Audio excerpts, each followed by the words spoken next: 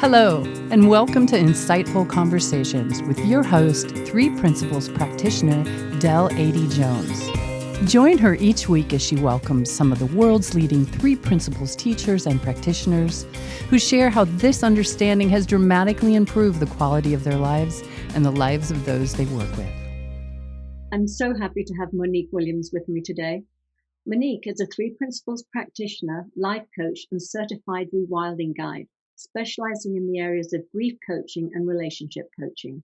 As the daughter of Beverly Wilson Hayes, over the years, Monique has naturally coached, led, and mentored many people in her community from the understanding of the Three Principles. For the last 20 years, Monique has worked as a public servant peace officer in the prisons of California. She is a wife, mother, volunteer, and community leader with a world vision to heal the world one heart at a time. I am thrilled that you're with me today. I have loved getting to know you over the last 6 months in the Rewilding guide training. So I'm very excited to have you here today. So I am curious. You've been around the principles for most of your life, given that you are the daughter of your mother, Beverly Wilson Hayes, I should say. Yeah.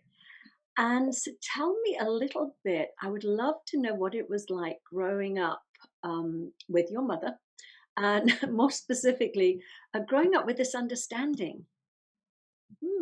Well, what a great question, Miss Dale. You know what?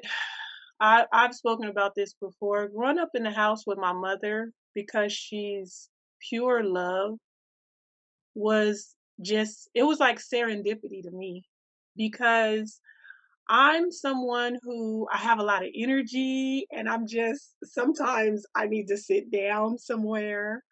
And so I had a mother who told me that as is, I was just fine, and that I was, like wonderfully made by God. So I was very much accepted and loved and nurtured. So growing up in the house with my mom was a blessing, because we're 7 days apart. I'm April 1st, she's April 8th, and it's something about when the sun and everything lines up, and I just felt like my mother knows me, and like she knew me, and like I was favored to to grow up in the house with her. That's okay. Well, I'm already starting to tear up here. I can't imagine what it must feel like to grow up feeling that you are perfect just as you are. And I just think that's such a beautiful gift that we can give to our children. And I love that you got to experience that for yourself. And I'm sure that you pass that on to your own children too. So I know your mother came across the principles in, I'm not quite sure of the year, but did you see a change in her? Because you were like around 10 or a young teenager when she got into the understanding. Yes, I was 14. Okay. And so I had observed my mother in like AA and those arenas, the AA arena. Yeah. And so she was always very dedicated to, all things that are good, to recovery and all these things. We always had that life. However, when she found the Three Principles, it equipped me personally, because I was in high school and it was so important. It just equipped me with that inner. And I believe that the Three Principles just lined up with like our values so perfectly. So for me at 14 is when I was introduced, and it just felt like during high school that I had some inner information where I didn't have to look around and depend on what was outside of me, that everything I needed was inside. And that is so important. Everything about high school is social and outside and connecting with, being accepted and gaining friends. But, you were taught, if you want a friend, be a friend. You were taught the inner things, not the outer things. So it was very important for me. Yeah, I love that. Oh my gosh. I'm just thinking again, as you said, I mean, it is, teenage years, high school, it is all about validation, peer groups, people, peer pressure, having to navigate that. And I'm thinking what an incredible gift that you had, that you weren't sort of out of reference, that you did know that whatever you needed was it within you. I mean, what a solid grounding that must have been. So also your mother's work, because I mean, I know that you went on to become a peace officer. And I know that your mother did a lot of work in that arena too, more from the volunteer. Was she a volunteer, or did she actually work in that capacity as well? She actually worked, yeah, Okay. she actually worked within those custody arenas like Hmm. jails or prisons or yeah, she actually had a job, yeah, Okay. All right. teaching and teaching the things that we've learned here, the three principles, but she actually had a job where she was working with recovery in That's the prisons or the jails. wonderful. So did that influence what you wanted to do as a profession? It influenced me a lot because she would come home and tell us of these things, and I didn't really understand sometimes when your parents go off to work and you have a bit of a fear if they're going to a place that you think from the TV is unsafe, but Yeah. she would always come home happy. She never looked like she was in fear or sad or mad. I mean, her normal self, but she always came home happy. And I remember that it wasn't a place to fear Yeah. is the thing I remember. Oh my God, that's so great. When knowing you as I do, I was thinking to myself, I'm sure nobody wants to leave those those institutions. I'm sure everybody just wants to carry out hanging out with Monique. No, they need to go home. That's part of the mission, please. Yes, I We know. want them to rehabilitate and go home. Yeah. Well, you're pretty unique and special, though. I think I would want to just hang out with you a lot. So. Hey, we're hanging now, and you're pretty good to hang out with too. That's so great. So in your capacity at work, do you share the principles, or you just live from that place? I live from that place. A lot of my work is paperwork. I have very few interactions, but I have interactions with humans all day. So Hmm. I always allow myself. The three principles are important. They stop suffering. Yeah. So we're suffering within a moment with our thoughts often. So I use the three principles in many situations at work. It's important Yeah. just to stay grounded and to remain in peace, as you're in a tumultuous arena. Hmm. Yeah, I love what you're saying, and it's true. I mean, whether the principles are using us, it's not even that we're using them. It's living through us and going on, whether we're aware of them or not. But having that awareness in any work situation, in any environment, is just so helpful, especially in stressful environments and work situations and all of that. So, Yet, I was just going to say the three principles for me, the biggest part I use at work is, with mind consciousness and thought, not only are we paying attention to our thoughts, but it's so important for me to just stay present, mhm, remain present. Just remain present. So what that means is anytime I interact with any human being, to be in the present moment when everybody is always rushing and they're, oh, I didn't get this done and oh, this needs to get done and just slowing down and mhm. making sure we're connecting. So the three principles is important, and it's also important because universal mind is my favorite. Yeah, I know it and I love going throughout my day following the promptings of God, is. right? Like Yeah. universal mind will prompt you, wisdom will prompt you in a moment, to do things that are outside of time. They're timeless and they're purposeful and they're amazing. So that's the biggest thing I use on my job with the three principles is the promptings of wisdom and just the love. right? Yeah. Just the giving, the connection, because no one has time for these things. Yeah. Gosh, I love that you're saying that, and it's so true. I mean, you emanate love. You definitely do. You come from that place. Um, but I love what you're pointing to, because yes, so many of us are in that doing. We're up in our personal thinking with our checklist of what needs to come next, what to do next, and you sent me some photographs, and you sent me the one that says, "God is the boss." Is it "God is my boss"? There's one, something like that, or "Jesus is my boss," something like that. And I always used to say that in the past, my personal thinking used to be the boss of me.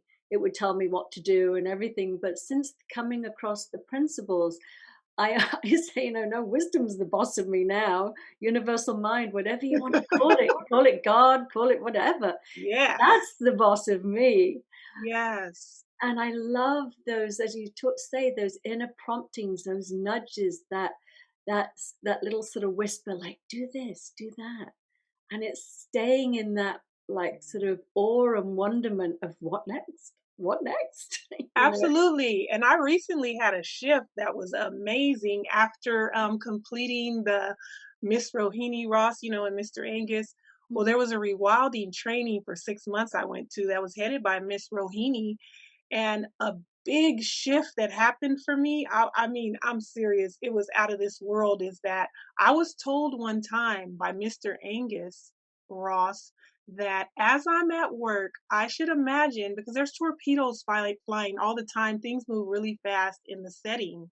Mhm. And he told me to just slow down and observe the torpedoes as they fly by slowly if I'm in the present moment. And Mhm. that actually happened. It happened for me. Yeah. It specifically happened where we just slow down to, our breath, our heartbeat, and then we just in the moment, and the things around us don't overtake us, but where we're sitting at inside of us is what's the anchor, right? Mhm. And so I really experienced the torpedoes flying by slowly as I stayed in the present moment, and I didn't feel overtaken. Yeah.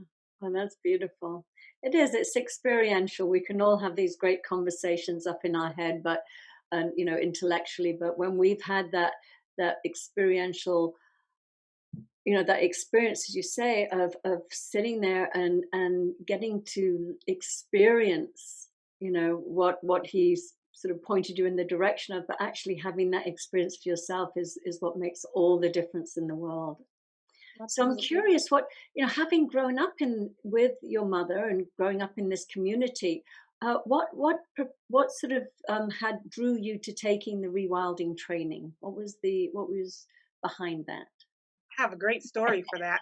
I want to hear your great story. So it's so ironic.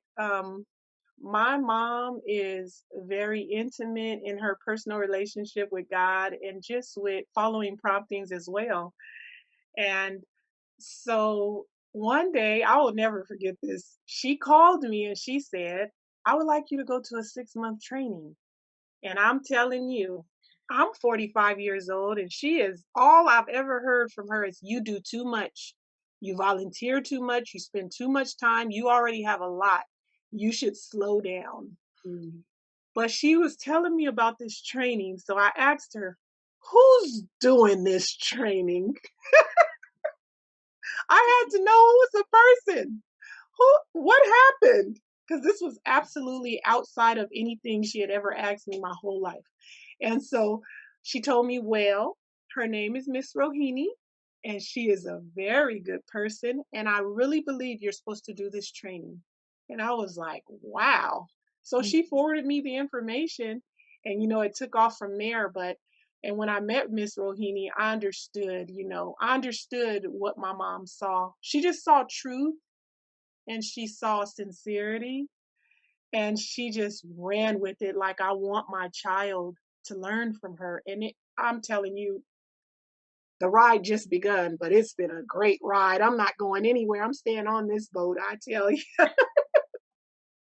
I met you. I know, I know. Yeah, Rohini and Angus, they're both incredible, but there's something so magical about Rohini. So we're in the same. Mm. We love her. So what's next then? What you? I know that you have your job right now. Are you doing? I know that you. What's that conduit? You're going to have to conduits do it consulting. Now, is that, did I say it correctly? Is that your new company? You absolutely did. And it's ironic too. So while I was in school, well, I called it school because that's what it felt like to me. It was a very intense training of Mm, transformation and insight. So while I was in the rewilding training with Miss Rohini, mhm, she always prompted us, you need to start a business. If you know you want to be a life coach, you need to start a business. And the beautifulest thing I learned also is that the intuitive, natural nature of things that I've always done with my family and with my friends is exactly what life coaching is. It's really listening and doing all those things. So I just listened to her, and I told everybody when I said, "Well, she told us to." So all I did was I paid the money and started a business. I asked the Lord, what can we call it? And actually, I'll have to give my mom the name because she's like, I'll start the business with you. And she called it, she said, she always uses this word when she's speaking. She says, I am a conduit. And mhm, anybody who builds knows that a conduit is a piece that gets flowed through. And that's all we want. We just want the flow of wisdom to flow through us and to be used by God, period. mhm. So that's how we received the word conduits do it. So I got the word conduit from my mom. And then I ran it by her like, Mom, what about conduits do it? Because Miss Rohini says we should start a life coaching business. So my mom is like, well, okay. So that's what we did. February the 1st, we signed papers beginning Conduits Do It Consulting. It's a life coaching, a mentoring, and training arena. So here in Merced, California, we just rent a it's actually like a conference room with an office, and I haven't because of COVID went there yet, but they're still getting paid every month. And but I mean, I've went there just to do the walkthrough for the space, but I just wanted to make sure I received the space so that once COVID moves and it's time to go back into places, that we already have something in place. But I actually have clients all over the world thanks to Miss Rohini because I'm of service to her in the rewilding community.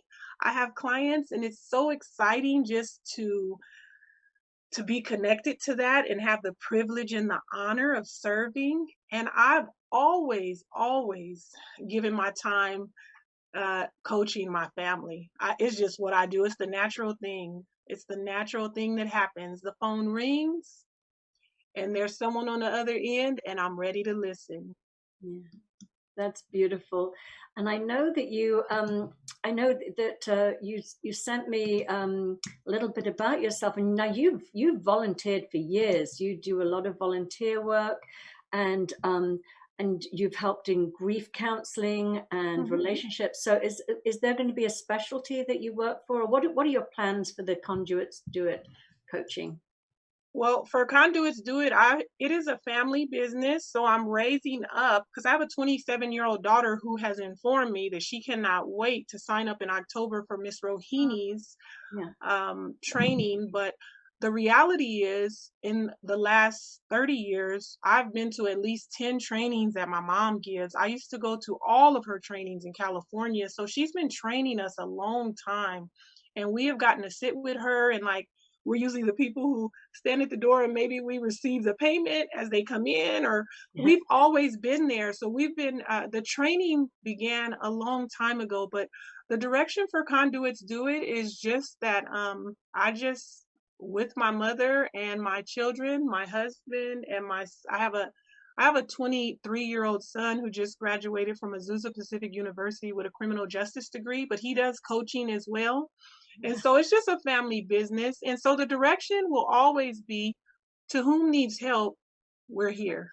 Yeah, wonderful. And with your life experience and I love this. And I mean, you have grandchildren. No, hang on. You don't have grandchildren. Your mother has. You have grandchildren too? I'm a Grammy, and I have my second grandchild is due any day. I have a 2-year-old. Her name is Everly Jane Thomas.